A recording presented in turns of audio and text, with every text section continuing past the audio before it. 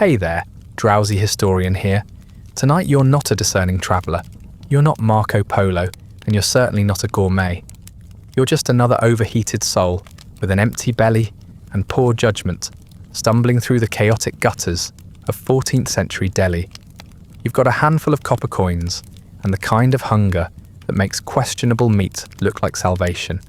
And in a few moments, you're going to eat something that was cooked in reused oil, served on a leaf that's been licked by 3 goats and a toddler, and garnished with despair. It will taste spicy. You will regret everything. Before your stomach implodes like a cursed amphora, and your final thoughts are a prayer to be reincarnated as something less gullible, do me one small favour. Leave a comment letting me know where you're listening from and what time it is. I love seeing who's tuning in from around the world. And if you'd like early access to these quietly horrifying bedtime stories, ad-free audio of the episodes, or just want to support the show, you'll find the Patreon link in the description. But for now, lie back, get comfortable. Let's begin. You arrive in Delhi not as a pilgrim, nor a scholar, nor anyone of consequence. You're simply hungry, tired, and regrettably alive. The sun is already climbing, though it feels less like light and more like punishment. You've been walking for hours, maybe days, hard to say, when the dust on your feet is the same colour as your thoughts. Your clothes hang off you in damp wrinkles, and your skin has taken on the hue and texture of overcooked flatbread. You are not ready for what's ahead. You've convinced yourself otherwise, but your body disagrees. Loudly. The road leading into the city is a procession of increasingly poor decisions. Oxen plod through puddles that haven't been water in days. Dogs snarl half-heartedly at chickens. Everything stinks, but not in a single clear way, in a layered, suffocating way that demands your full attention. There's the sour bite of old milk, the cloying sweetness of decaying fruit, the high tang of manure and sweat, and beneath it all, a fetid note like wet wool soaked in blood. You try not to breathe too deeply, which helps until it doesn't. The air clings to your tongue anyway, like invisible sludge. And worse than the smell is the heat, thick, stagnant, and so physical it might as well be another set of hands pushing on your chest. This is Delhi in the reign of the Tughlaqs, a city swollen with ambition and chaos. It sits like a jewel pressed too deep into unwashed skin, brilliant from afar, but up close, infected. The sultans have built monuments, yes, mosques and forts and roads lined with lampposts, but no amount of stone can hold back the crush of people, animals, and waste that floods its streets each morning. And you are now among them, indistinct from the rest, one more moving shape in a crowd that's never quite sure where it's going. You've been told this place is the heart of the world, a crossroads of culture, a seat of learning, a centre of trade. But none of that matters when your stomach is gnawing on itself, and your feet are beginning to blister in patterns you've never seen before. The flies already know you're weak. They orbit your face in confident arcs, landing on your lips, your eyelashes, the open wound on your ankle. You swat them. They return. You stop swatting. They stay. You spot the outer walls of the city, proper, tall and uneven, patched with repairs and streaked with years of runoff. A gate yawns open, guarded more by suggestion than by force. 2 half-dozing men with spears that have never tasted use.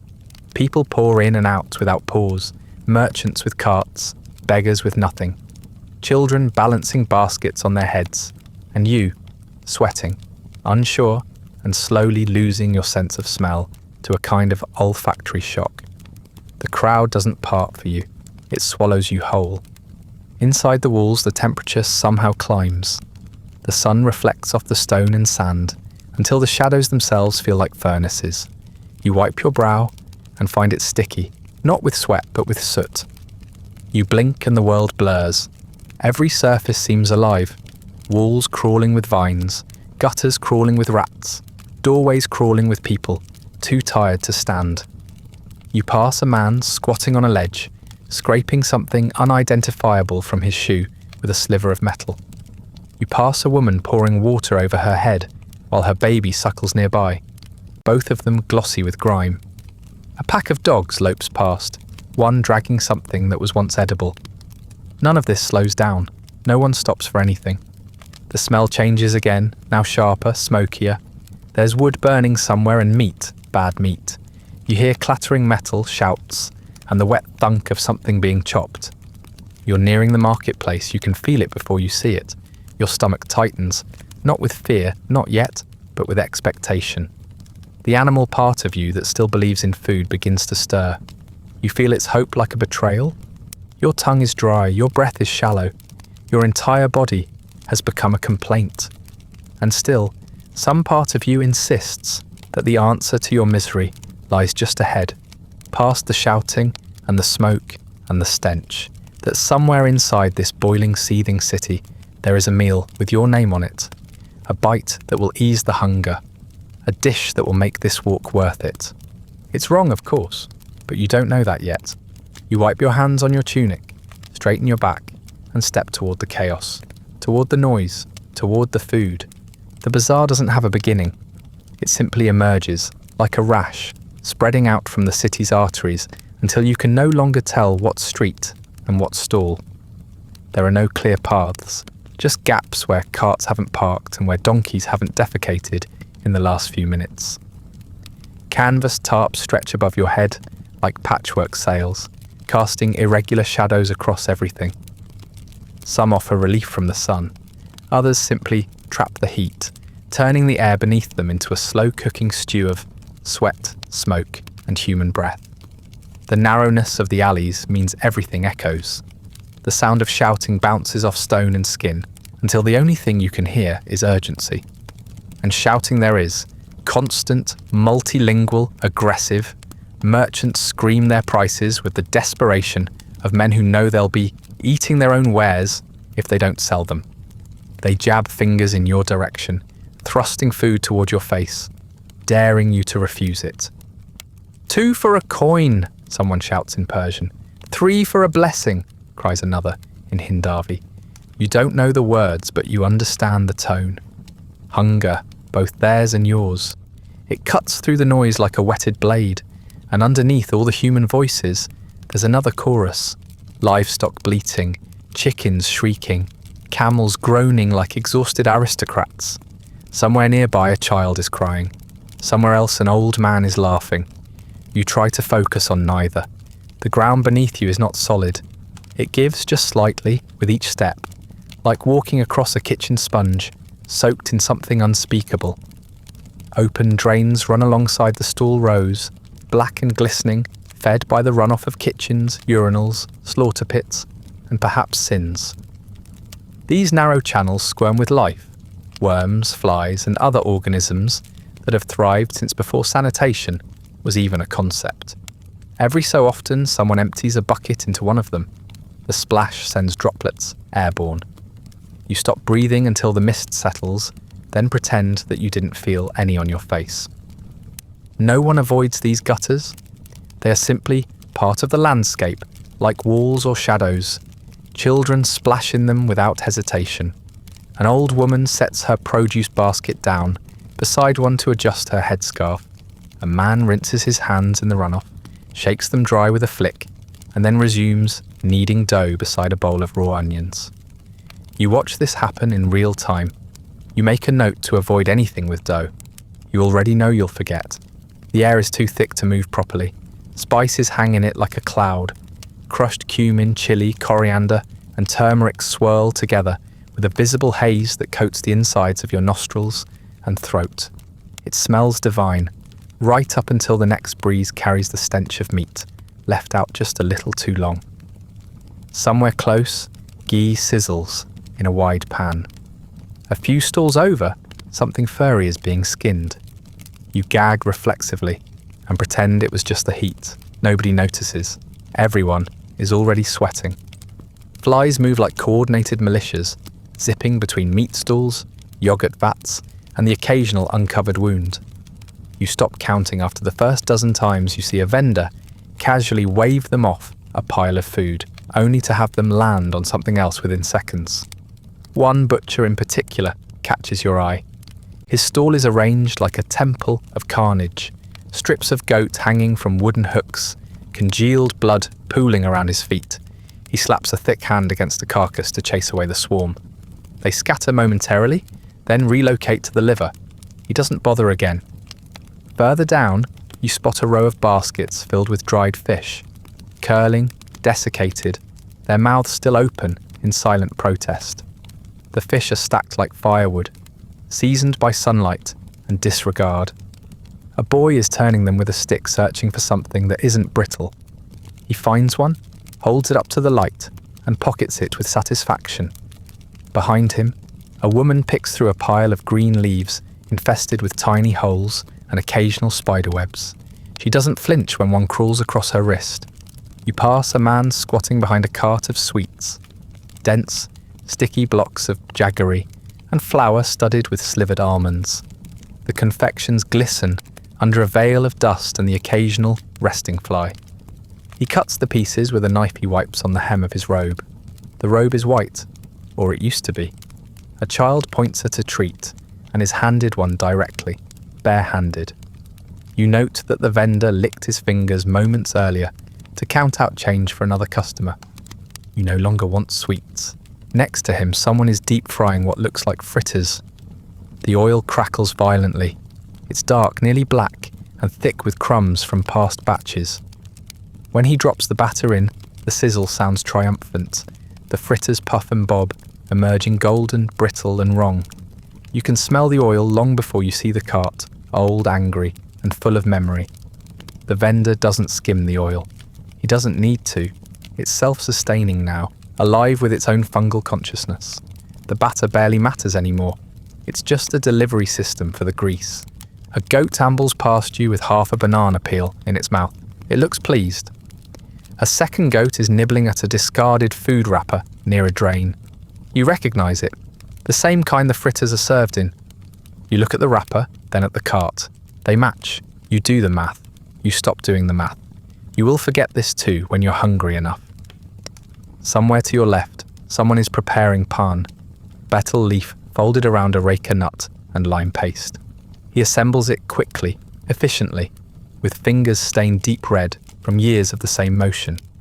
He smiles at a customer, hands it over, then turns and spits a long crimson stream onto the street, narrowly missing your foot.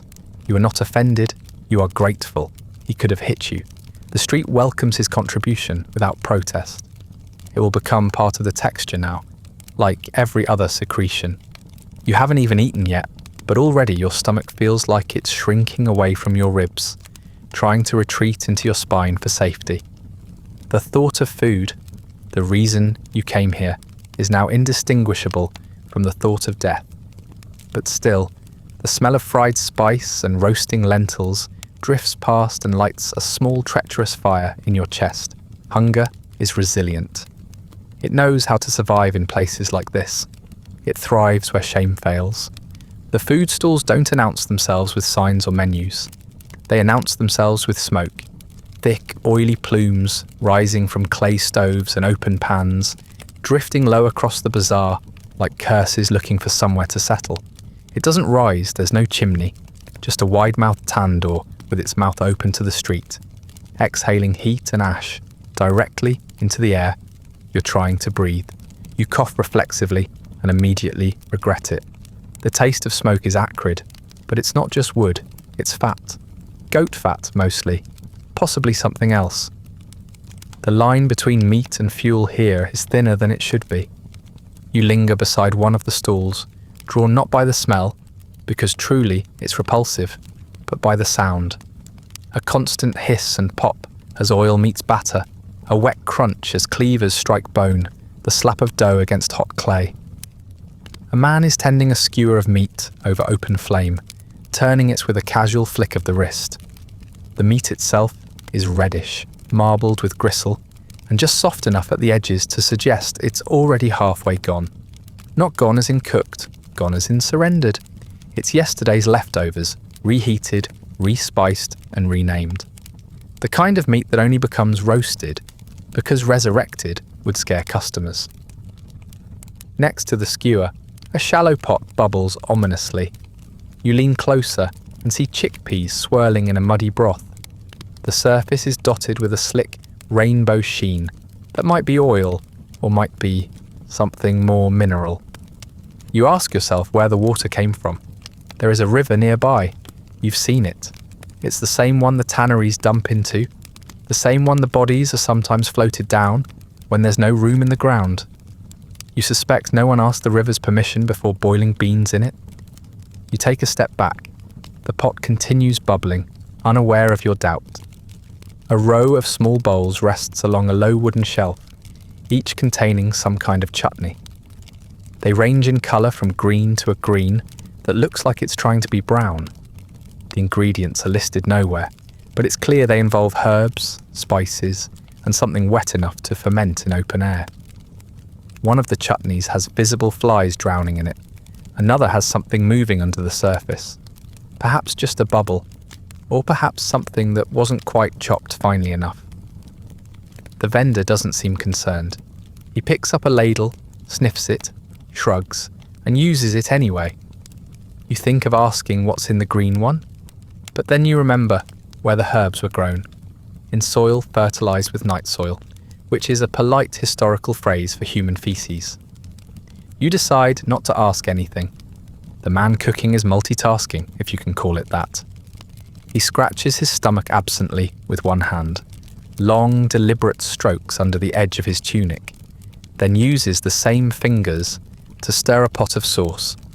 It's yogurt-based by the look of it, but not the kind you'd see in a clay bowl beside naan in a restaurant menu. This is warm, yellowing, and slightly effervescent. A slow bubble rises and bursts near the rim. The cook doesn't notice, or he notices and simply doesn't care. He stirs, wipes his hand on a cloth so stained it might be older than you, then tastes the sauce with his pinky. He nods, approving of his own resilience. Further down the row, a woman is assembling fried parcels of some kind, triangles of dough stuffed with a mixture of mashed lentils, dried onion, and unspoken hope.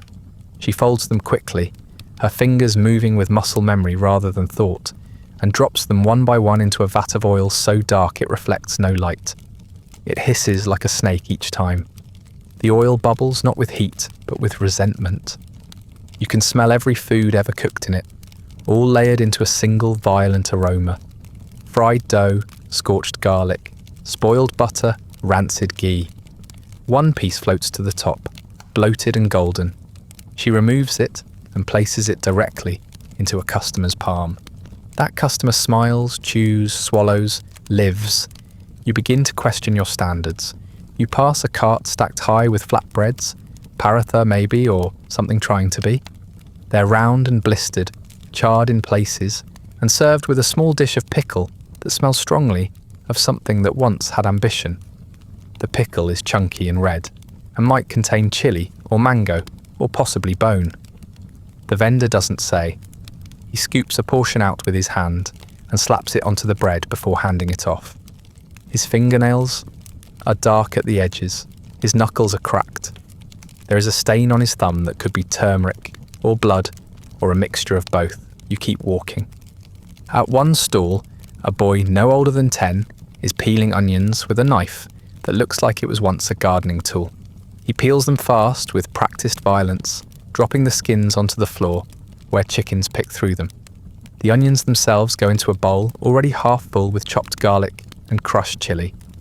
The whole mixture will be thrown raw into a pot of steaming lentils later, or spooned directly into a dish for garnish.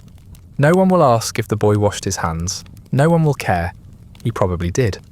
Once, all around you there is food, visible, hot, sometimes even appetizing from a distance. But up close, everything begins to fray.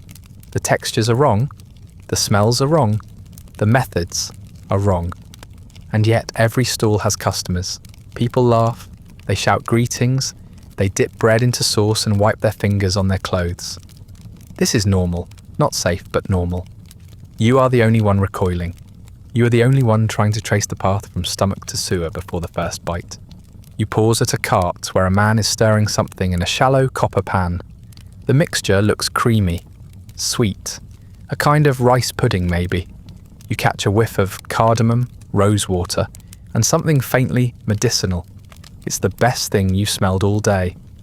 Then he reaches under the cart, grabs a jug without a stopper, and pours a ladle of pale, unidentifiable liquid into the mix. A small insect floats to the edge and clings to the surface like a castaway. The vendor stirs once more, then offers you a smile. You almost smile back. A bit later, you're staring down your first real meal in Delhi. It smells good. Against all odds and basic logic, it smells like something you could eat and maybe even enjoy. There's spice in the air, warm, heady, familiar. It reminds you of meals from better days, far away from open drains and soot-smeared stalls. You catch notes of cumin, coriander, black pepper, something sharp and sweet like clove or cinnamon. It hits you hard, flooding your mouth with saliva. You haven't even lifted a bite yet, and already your stomach has started begging. This is how it gets you, not with a scream, but with a whisper of flavour. Spice is the oldest lie in the culinary book, and you're ready to believe every word. You tell yourself, with the confidence of someone who once watched half a cooking documentary, that spicy food kills bacteria. You've heard it said, somewhere, maybe on a plane or in a pub. It's one of those comforting myths people use to justify eating whatever they want while travelling. Heat kills germs. Chilies are antiseptic. It's all natural. You say this to yourself as you watch a man stir a sauce with the same hand he just used to wipe his nose. The food looks beautiful from a distance. Rich reds and yellows, glistening oils, steam rising in fragrant tendrils. Up close, it tells a different story. The mutton, for instance, is soft, suspiciously soft. It gives way to the spoon too easily, collapsing into fibres that barely hold together. At first you tell yourself it's tender, well cooked. But when the edge of your spoon passes through the meat like it's wet tissue, you start to wonder. It's not just cooked, it's breaking down, like it's already begun to digest itself days ago, and now all you're doing is finishing the job.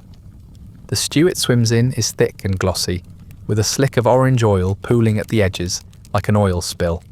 You can see tiny bits of onion floating near the surface, some of them raw, some of them translucent, and some of them simply wrong. The vendor ladles the stew into a shallow bowl made from pressed leaves, the rim of which is already starting to wilt from the heat. He tops it with a bright green chutney that smells like fresh herbs and the faint ammonia of improperly rinsed cilantro. There is a dash of yogurt too, warm, loose, and the colour of dishwater. It slides over the meat like surrender. Then there's the asafoetida, locally known as hing, a spice in theory, a biohazard in practice. The vendor sprinkles it on with reverence, like it's holy dust. The smell hits you a second later, something between a public latrine and a gas leak. People swear by it, say it helps digestion, say it adds depth. It does. It also adds the unmistakable aroma of a sewer that's given up on plumbing. You're told it balances the other flavours, and maybe it does in the way that a punch in the throat balances out a hangover. The bread looks safe at first. It's round, puffed, a little scorched at the edges, which seems promising. You tear off a piece and immediately regret touching it. The surface is slick. Not with butter or ghee, but with oil that's been used, reused, and used again until it's taken on the properties of something sentient. The bread sizzled in it just moments ago. So did everything else. You can smell its history. Fried lentils, old dough, burnt cumin, a trace of something sweet that probably wasn't meant to be there. This oil has been with the vendor longer than his wife. You dip the bread into the stew anyway. You tell yourself the first bite is always the worst, that once you get past the shock of texture and temperature, your body will adjust, that it's just unfamiliar, not unsafe. You've repeated this in your mind so many times now that it feels like wisdom. But when you finally lift the food to your mouth and take that first bite, all your optimism curdles on contact. It burns, not from heat, though it is warm, in the sense that swamps and compost heaps are warm, but from something deeper, a betrayal, thick and slow, that spreads across your tongue with the smugness of a secret that should have stayed buried. The outer layer of the bread is brittle, cracking in your teeth like dried skin. Inside, it's damp, stretchy, and tastes faintly of soap or maybe ash. The oil it absorbed has a memory, and what it remembers is rancid. You chew automatically, trying to ignore the way the edges coat your mouth in grease that doesn't wash down with the first swallow. You chase it with a scoop of stew. This time, the spice doesn't register. What you notice instead is the texture, chewy and slimy in equal measure, like biting into a sponge that's lost hope. The meat gives in ways meat shouldn't. The fat clings to your molars. Your jaw hesitates, as if waiting for you to come to your senses and spit it out. You don't. You try the chutney next. It's green, luminous in a way that feels unnatural. The smell has faded now.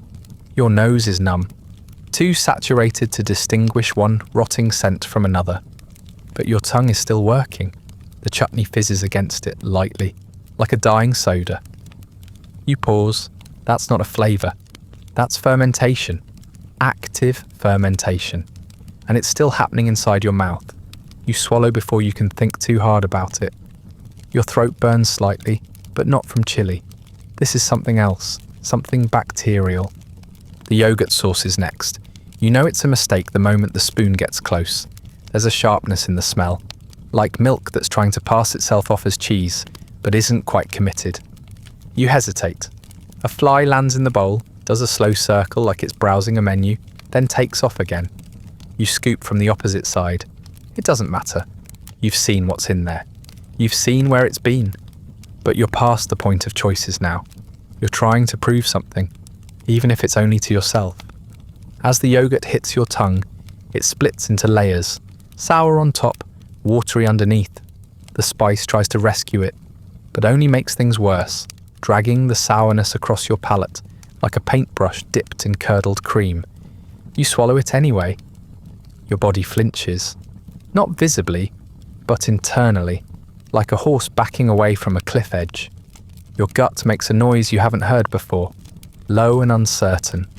It sounds almost thoughtful, as if it's deciding how angry it wants to be. You take another bite, slower this time. You chew with the deliberate caution of someone diffusing a bomb. The flavours don't mix, they compete. Salt punches sour, spice strangles sweet. The oil clings to everything like guilt. Somewhere in the mess you find a chickpea. It's firm on the outside, but mush inside, like a blister. You crush it between your teeth, and it releases a burst of earthy bitterness. You want to say it tastes like food, but it doesn't. It tastes like someone's idea of food that went horribly wrong in the execution phase. Your eyes water, your lips tingle, your throat begins to itch, not from allergy, but from raw irritation. You pretend it's the chili. It isn't. You take another bite. It's automatic now, your body moving faster than your mind, driven by some primal survival loop that hasn't updated since the last plague. This is food, it says. You are starving. Keep eating. Don't stop. But something is shifting. The warmth in your belly is no longer welcome. It feels intrusive, like a stranger crawling inside you with wet hands. The stew sits heavy and uneven, pooling in places it shouldn't. Your stomach starts to ache, not sharp, but slow and sullen. The kind of ache that says this isn't a warning, this is a consequence. You try to distract yourself with the bread again. It tears unevenly, the inside slightly wet, slightly raw. You pretend that's normal. You pretend the smell is normal too, even as it wafts upward and reminds you of a mop left too long in a corner. You dip it into what's left of the yogurt, then hesitate. The top layer has shifted slightly. There's a skin forming. You eat it anyway. The vendor watches you eat with mild interest. He doesn't smile, doesn't speak, just wipes his hands on a rag that's the same colour as dried blood and returns to tending the pan. Behind him, a new batch of meat is being unloaded. Slabs of something red and shiny, hanging limply from a hook that sways with each movement. Flies land before the cart has even stopped moving. No one seems to care. The system works, the customers eat, the vendors sell, the cycle continues. You glance around and see others eating. Still alive, still upright. A man beside you slurps a bowl of stew, licking his fingers with enthusiasm. A woman behind him is feeding a toddler something mashed and orange. The child chews, swallows, smiles. You wonder if their stomachs are made differently, if their bodies have evolved in ways yours hasn't. Or maybe it's just that they know not to ask questions. Maybe it's only foreigners who suffer because they pause long enough to doubt. You take one final bite. It's the worst yet. The flavour is metallic, faintly bloody, like biting into a penny that someone's already sucked on. The texture is sinew and mystery. You chew slower and slower, hoping the longer you chew, the less chance it has to kill you. You swallow hard, feel it slide down with the grace of a broken promise. It doesn't take long. Within the hour, something changes. It starts quietly, almost politely. Just a vague unease beneath your ribs. A bloated stretch that could almost be confused with fullness, if you were feeling generous. But you're not. You know your body too well, and this is not the contented ache of a satisfying meal. This is something else. Something brewing. Something waiting for the right moment to strike. You try to ignore it. You walk slowly, telling yourself that movement will help digestion, that this is just your body adjusting to spices, to new ingredients. You're lying, and you know it, but denial has momentum. The heat hasn't changed, but you begin to sweat in strange new places, under your eyes, along your spine, behind your knees. Not the casual sheen of a hot afternoon, but the cold, clammy perspiration of a body suddenly unsure if it's under attack. Your skin tingles, your ears ring faintly. Your pulse is slower, but harder, like your heart is bracing for something. You feel heavy, not from the food itself, but from the way your body is reacting to it, like it's sinking in slow motion through a thickening swamp of regret. Then comes the first wave. Not a cramp, not yet, but a slow churn, like the sound of water circling a blocked drain. Your stomach gurgles audibly, a deep, liquid sound that draws looks from a passing vendor. You glance away, pretending nothing happened, but something has happened. You feel it clearly now. The stew, the bread, the chutney, the yogurt, they haven't settled. They've begun to shift, mix, react. Your gut is no longer a container. It's a cauldron. Something is being summoned, and it is not benign. You take a seat on a stone ledge in the shade, trying to breathe deeply, hoping your posture will fix what's broken. It doesn't. If anything, sitting makes it worse. Your intestines stretch out beneath you, like a rope pulled too tight. You feel every inch of them, every unnecessary turn and loop, each one protesting. They don't feel like organs anymore. They feel like sentient beings, angry at your decisions, plotting mutiny. There's pressure now, low and ominous, like the first crack of thunder on a distant horizon. You shift your weight, it follows you. You stand up again too quickly. The blood rushes to your head, then sinks back down as your stomach twists once more. The sweat is constant now, soaking through your shirt, beading on your forehead. Your lips feel dry and coated, like they've been lined with chalk. Your teeth ache, not individually, but as a group, like your entire jaw is registering discomfort in solidarity. You rub them with your tongue. It doesn't help.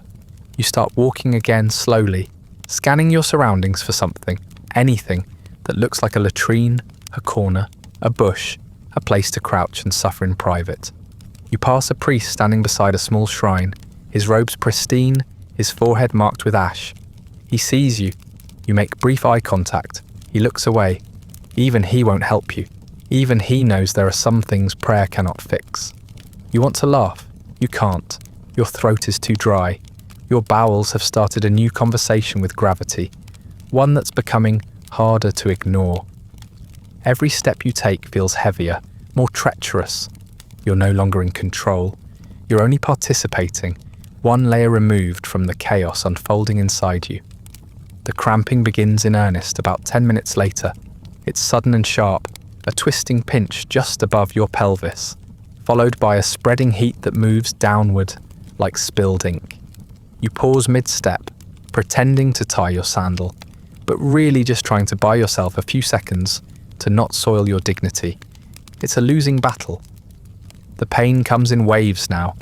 Tighten, release, tighten again, like your intestines are wringing themselves out. You exhale through your nose, slowly, trying to hold it together. It doesn't work. Nothing works. You make the mistake of looking behind a stall, thinking it might be a secluded place to relieve yourself. It isn't. It's worse. A pile of vegetable waste, crawling with flies, steaming in the heat. You gag once, dry and hollow. The cramp spikes again. You double over slightly, pressing your hand against your stomach. It's hard, not firm, hard. Like your insides are turning to stone. You need a toilet. You need a hole. You need a divine intervention. You get none of them. You consider asking someone for directions, but shame is louder than desperation. So you walk, faster now, trying not to limp, trying to act casual even as your body contracts around a core of boiling regret. You pass another vendor, this one selling sweets coated in silver foil, the kind that glitters like celebration. The smell hits you like a slap. Sugar, cardamom, ghee, and something slightly sour. Your stomach seizes. You look away before your mouth can betray you. Hunger is over. You are no longer eating. You are surviving. The sweat has soaked through your tunic now. Your hands are shaking. You clench your fists to hide it, but the tension is visible in your jaw, your shoulders. You feel stretched thin, like your skin is holding in too much. You wonder briefly if you'll explode, not figuratively, literally. You imagine a moment where your body simply gives up and releases everything at once. The mental image is not far from the truth. You pick up your pace. Each step is a question. Each jolt sends another ripple through your gut. You begin to consider the inevitability, that this is going to happen, that your body has already made its choice and is simply waiting for you to catch up. You feel another spasm, tighter this time, like a rope coiling in on itself. You stop walking. You press your hand to your belly. You breathe. And for a moment, just a moment, it holds. Then it moves again. You don't remember deciding to run. One moment, you're still walking, stiff, sweaty, clenching everything you can possibly clench. And the next, you're moving faster than you thought your body could manage in this heat. Your sandals slap against the uneven ground as you weave through the crowd like a man pursued. And you are pursued, though not by a beast or a soldier or even fate. You're being hunted by your own intestines. You feel it bearing down, internal pressure mounting like a tidal wave inside a very old dam. You need a place. Now you scan frantically, eyes darting from alley to alcove, but Delhi offers you no refuge. Every doorway is occupied, every corner teeming. You see one space behind a cart, dark and low, until a hand reaches out from the shadows and waves you away. Another alley turns out to be a sleeping space, its walls lined with curled bodies, none of whom seem interested in waking up to share their square of misery with you. You pass a shrine, but even in your state, you don't dare defile it. You keep moving, sweating harder, moving faster, the cramps now constant and punishing. Finally, you spot it. What passes here for a public latrine? It's not marked exactly. It doesn't need to be. You can smell it. A low-slung enclosure of crumbling stone, half covered by a canvas flap, with the kind of stench that has mass. You stumble toward it, no longer concerned with dignity or appearance. A man brushes past you as you enter, shaking his head and muttering something that doesn't sound encouraging. You lift the flap and immediately understand why. The latrine is a hole, not a pit. A hole, rough-hewn, dug shallow, and filled to the point of revolt. The edges are crusted with layers that suggest this place has not been cleaned in your lifetime, or anyone else's. The smell is indescribable, not because it's complex, but because it is complete. It fills every sense, crawls into your mouth, coats your throat. Your stomach turns again, and for a terrifying moment, you think you might vomit as well. You take a half step inside. The floor is wet. With what? You do not ask. There are 3 holes in total. One is already occupied, bare legs trembling in a squat. The second is full to the rim, with something black and writhing. You blink. Something in it moves. You do not investigate. The third is available. You lurch toward it like a dying animal reaching a stream, then hesitate just long enough to feel another cramp stab you in the abdomen. There's no time for thought. You yank up your tunic, squat low, and surrender. It is not a graceful process. There's no control left. What leaves your body does so all at once, with a force and sound you will remember until your death. Your groans echo against the stone walls, overlapping with the ever-present buzzing of flies. They descend immediately, as if summoned. You feel them land on your arms, your back, your legs. One brushes your cheek. You don't even swat it away. You have nothing left in you to fight.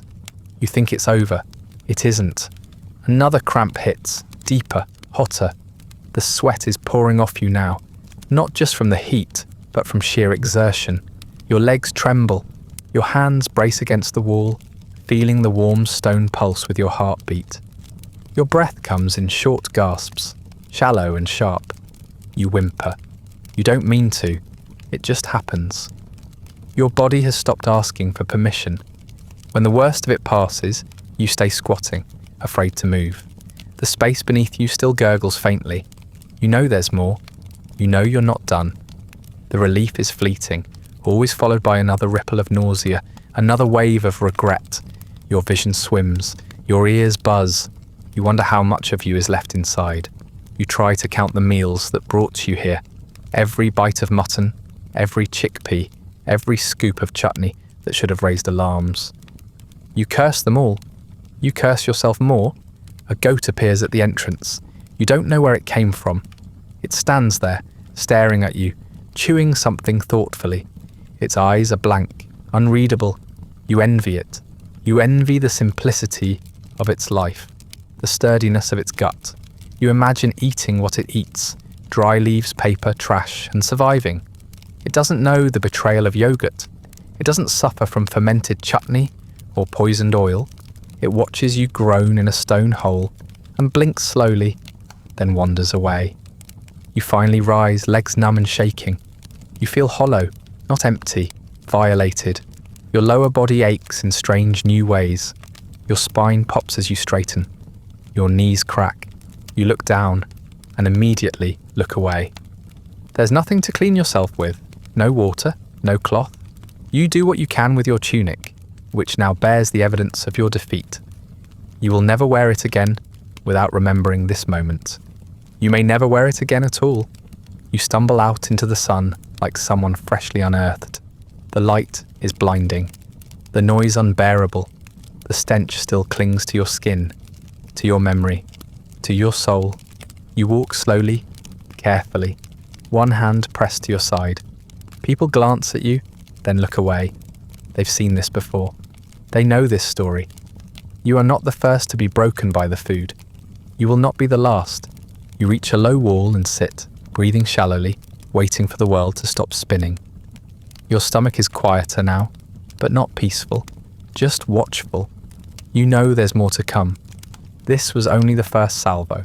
The war inside you has many phases. You feel it lurking, waiting for the next opportunity to strike. You close your eyes, you breathe. You hear a fly land near your ear. You don't care. You think of the goat. You think of its simple diet, its indifference, its peace.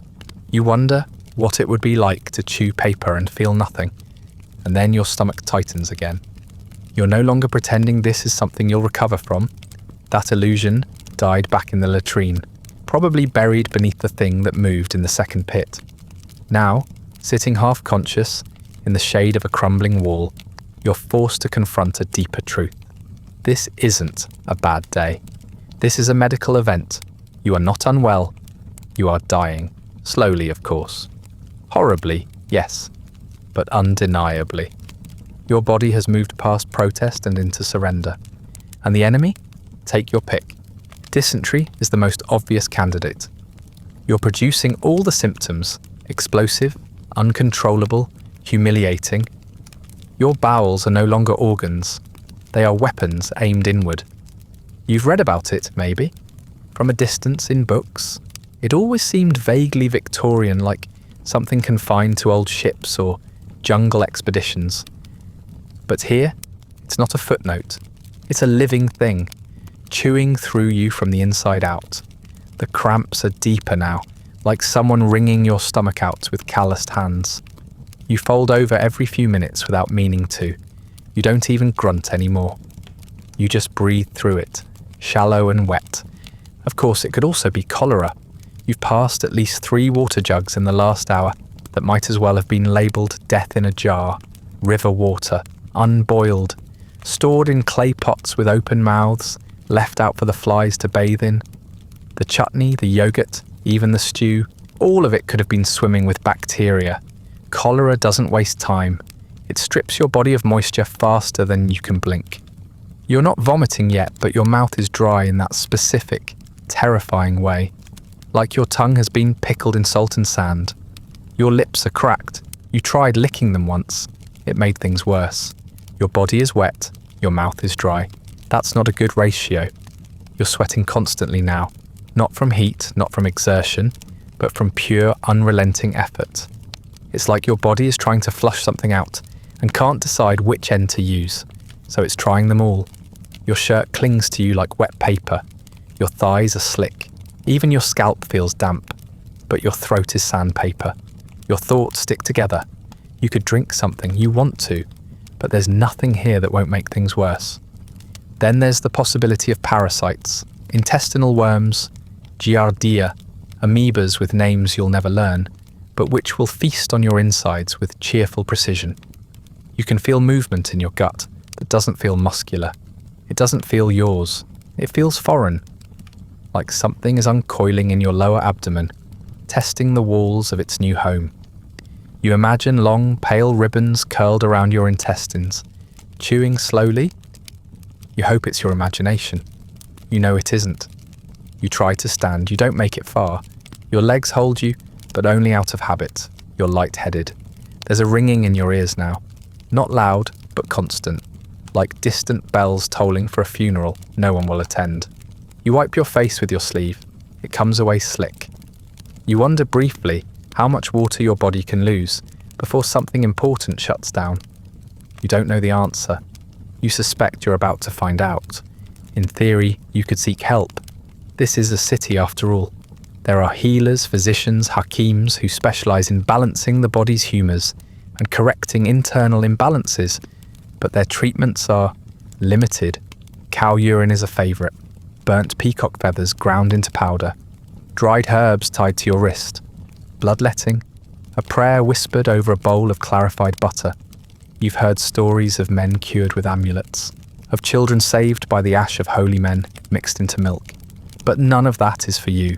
You don't have the coin, the contacts, or the local knowledge. You are no one. You are broke, weak, and covered in the evidence of your own collapse. Even if you did find a healer, they'd ask questions. They'd want your history, your diet, your humours.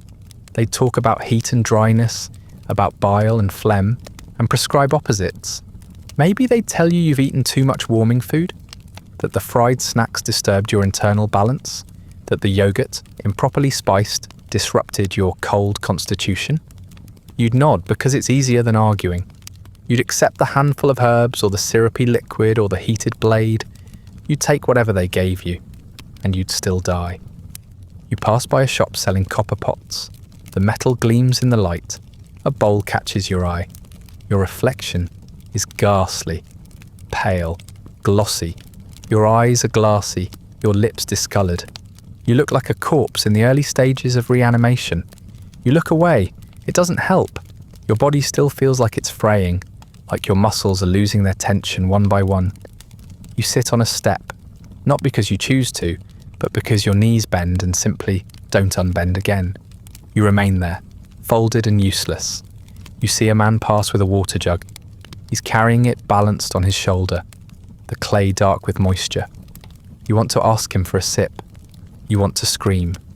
But your tongue is thick, your jaw heavy. The thought of swallowing anything is now both a fantasy and a threat. You close your eyes instead. It feels easier, not better, just easier. Time slows. You aren't sure how long you sit there. Your stomach gurgles again.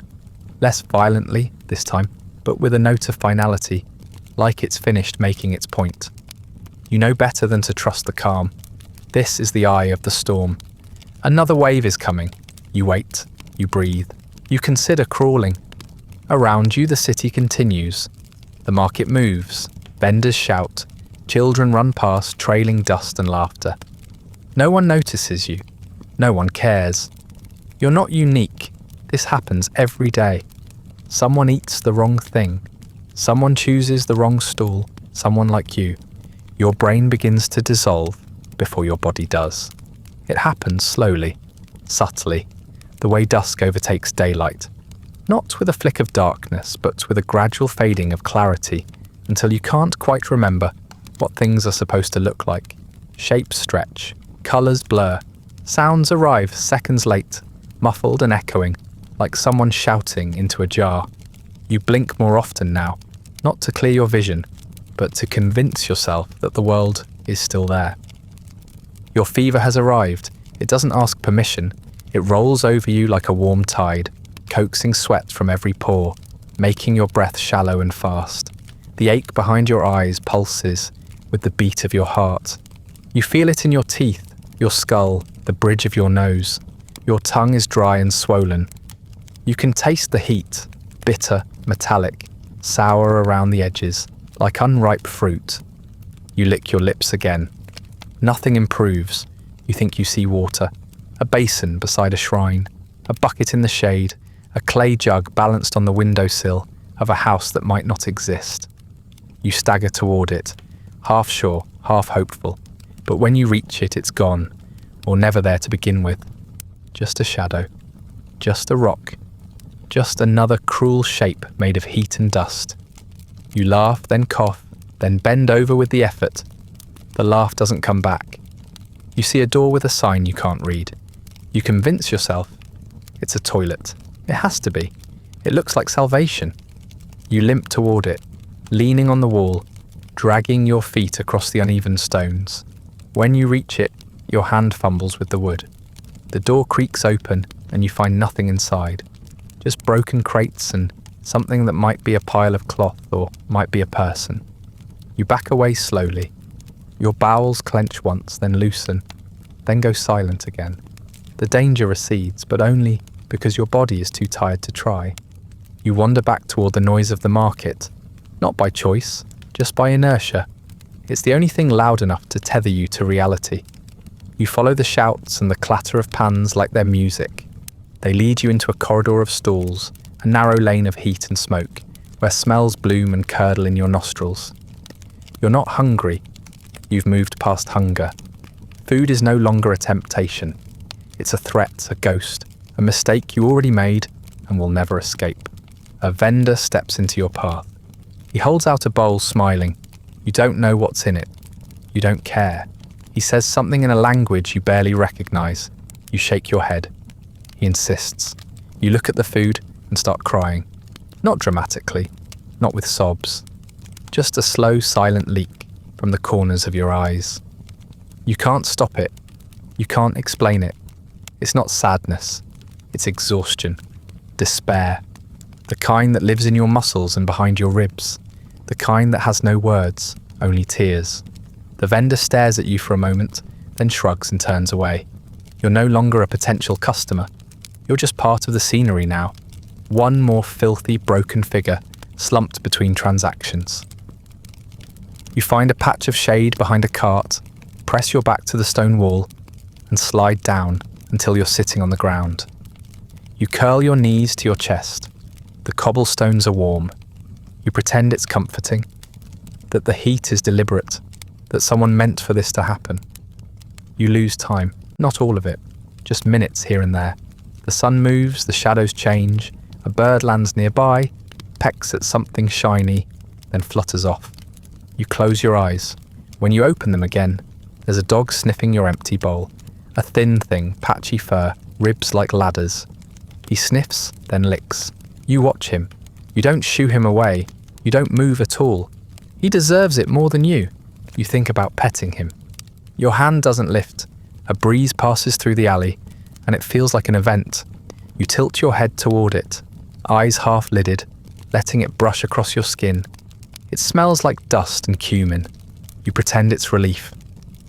The heat comes back seconds later, heavier for having left. Your body aches everywhere, but dully now, like the pain has grown tired too. Even your cramps have faded, not because you're better, but because your insides are finished trying. Someone steps over you. You look up. A woman carrying a bundle of cloth. She doesn't stop. She doesn't look down. You're not in the way, you're beneath notice. You wonder if this is what dying in public feels like. Not dramatic, not violent, just slow and quiet. A long slide into stillness while everyone else carries on around you. A pair of children play nearby, throwing pebbles at each other and laughing. One glances at you, then returns to the game. You imagine calling out, asking for water, for help, for anything, but your voice is locked behind your teeth, thick with dryness and fear. You let it stay there. It's easier. You begin to hallucinate in earnest. You see faces that aren't there, hear names you don't recognize. You think someone touches your shoulder, but when you turn, there's no one. You hear water again, the unmistakable trickle of a stream, but it's only a merchant pouring dregs from a bucket into the gutter. You watch it swirl around trash and vanish down the slope. You feel an emotion, but it's too vague to name. Your thoughts slow. They begin to loop. You keep thinking about the chickpeas, about the moment your spoon cracked the surface of the stew, about the bubbling yogurt and the effervescent chutney. You see them in your mind, circling like vultures. You remember the goat, the flies, the heat rising off the stone. You remember the first bite. You curl tighter against the wall. The dog is gone. The bowl is still there. You think about throwing it. You don't. You're too tired. Your body has become a container for ache and heat and filth. You can feel yourself fading, not with panic, but with resignation. You're not going to be helped. You're not going to be saved. You're going to lie here until your fever climbs higher, or your gut finally wins the argument. And when you're gone, someone else will take your place. Someone else will be hungry. Someone else will smell the spices and believe in the illusion. And the food will still be here, waiting. You can no longer stand, nor sitting. Your muscles have stopped negotiating. Your joints are locked in a state of quiet revolt. Even gravity seems reluctant to bother with you now. You are not in pain exactly. You've moved past pain. Pain implies action, urgency, a body that still wants to live. What you feel now is absence, an aching emptiness, hollow and soft, like your organs have liquefied and left a puddle somewhere beneath your ribs. Your fingers twitch occasionally, not with purpose, but with leftover electricity, a final suggestion from a brain that's still flickering in the dark. You try to lift your head. It doesn't work. You can feel every vein pulsing in your skull, throbbing with heat, like your blood is trying to escape. You keep your eyes half closed, not because you're tired, though you are, but because light hurts. Even the dusty grey of midday burns at the edges of your vision. Shadows stretch and blur. The outline of a cart becomes the silhouette of a man.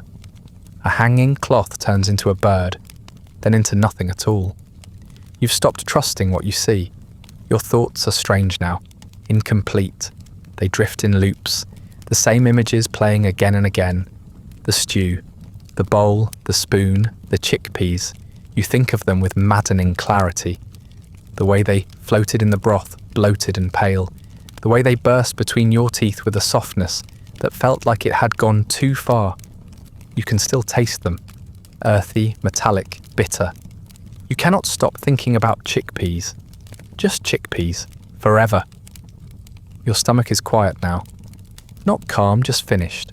There's nothing left to purge. It's settled into a kind of silence that feels final.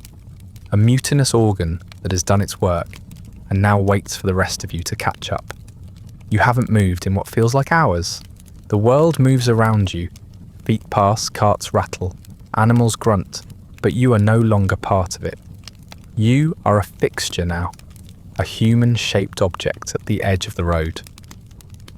A voice cuts through the haze, familiar. rhythmic, loud.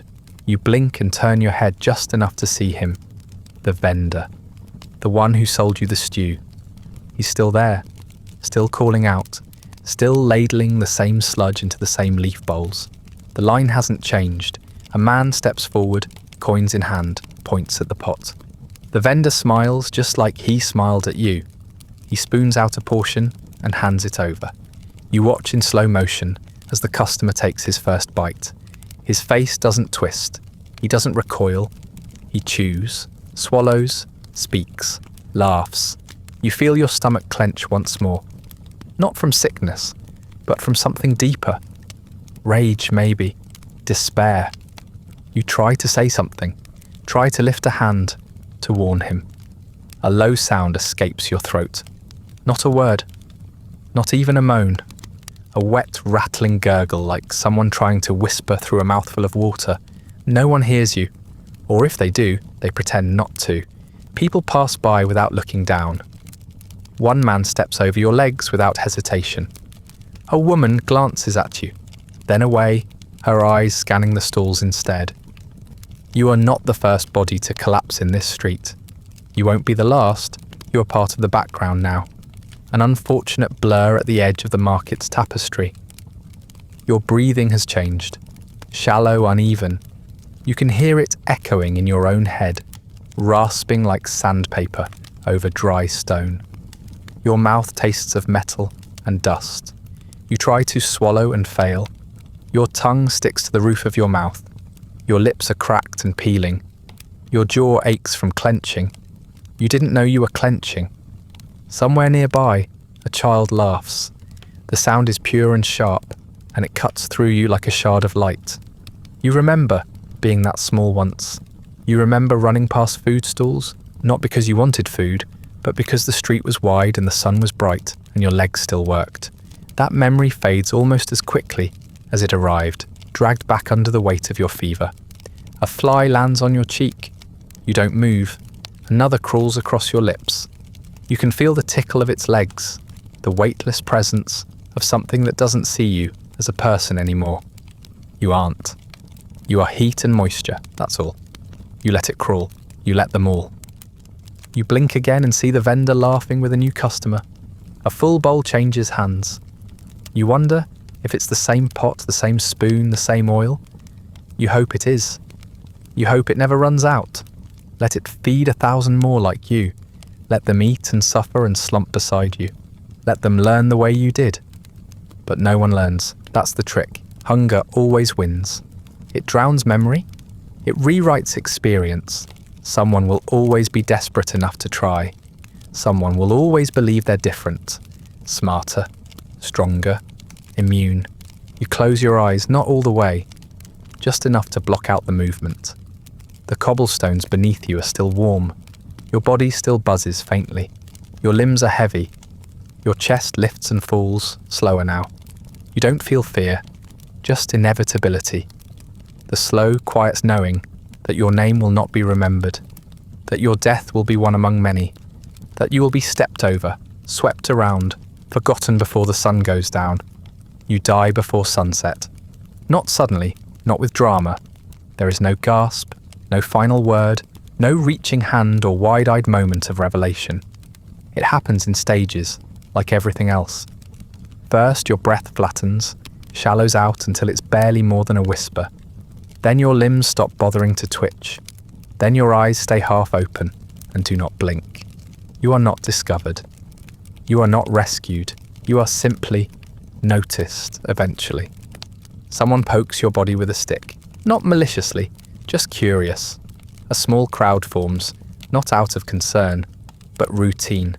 The way people pause to look at a broken wheel or a collapsed wall. There's no alarm, no one screams. A man shrugs and says something about heat stroke. Another says you looked sick earlier. A third complains about the smell.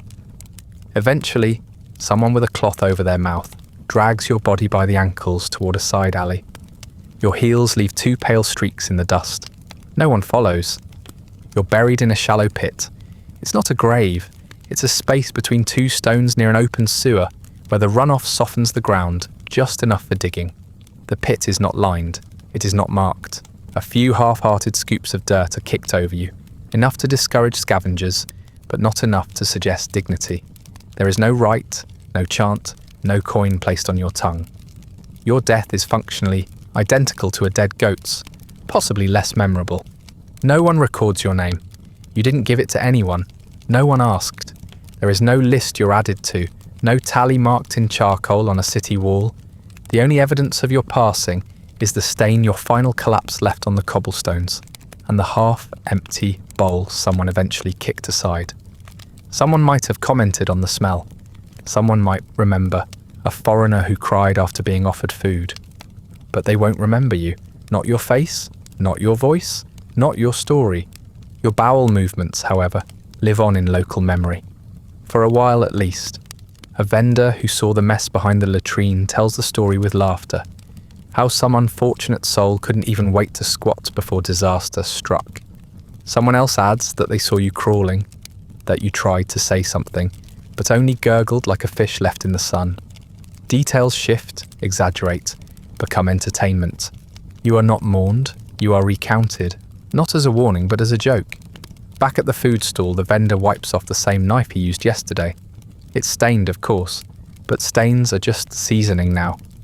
He stirs the stew with the same ladle, adds more water, more spice. The chickpeas are from a different sack, but not a cleaner one. The chutney bubbles in its clay pot, the colour slightly changed, but the flies don't mind. A few customers comment on the smell being stronger today. The vendor smiles and says it means the flavours have deepened. They nod. They eat. The city does not slow down. Nothing shifts. No great wheel of karma rebalances itself because you died in agony on a stone street.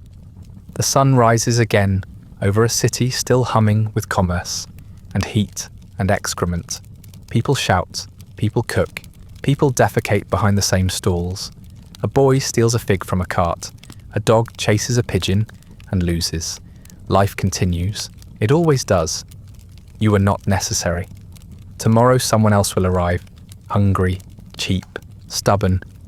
Maybe it's a traveller from another region, or a pilgrim with cracked feet and romantic notions. Maybe it's a city local, who should know better, but doesn't care anymore. They'll smell the stew and feel the same tug in their belly, the same whisper that says, "You'll be fine." They'll choose the same bowl, the same chutney, the same doomed attempt to fill themselves without consequence. They'll eat it, and they'll die full. They might last longer than you. They might make it through the first night, past the first fever. They might even believe they've survived. But the outcome is the same. Maybe it takes days, maybe it's quicker. Maybe it ends in a different alley, under a different tarp, beside a different cart. The city will accept them too. The pit will widen, and the vendor will keep serving. Not out of cruelty, not out of ignorance, but because this is what he does. He feeds people who need to be fed. What happens afterward is not his problem. You are not his problem. You never were. He has mouths to feed and coin to earn. You're just one more stomach in a long line of stomachs. One more body to process the stew before the stew processes the body. You never became a cautionary tale. You didn't live long enough. There is no sign beside the stall now. No warning carved into the stone. No fellow traveller gripping a stranger's arm and saying, "Don't eat here." Even if there were, hunger would win. It always does. Flavour forgives everything. Spice makes martyrs of us all. And so your legacy is this. You were here. You died. Nothing changed. The bowl is cleaned. The bench is wiped. The next customer steps forward. That brings us to the end of tonight's tale of fermented chutney, intestinal ruin, and quiet historical indifference. If you're still listening, thank you for sticking through it. If you'd like early access to more slow, grim descents into the forgotten filth of history, ad-free audio of the episodes, or just want to support the show, you'll find a link to the Patreon in the description. Feel free to like, subscribe, or leave a comment with other forgotten corners you'd like to see unearthed. If you're listening on a podcast app, a rating or review helps others find their way to these stories. And special thanks to the supporters who make this show possible, including our chronicler, Andrew S. Sleep well.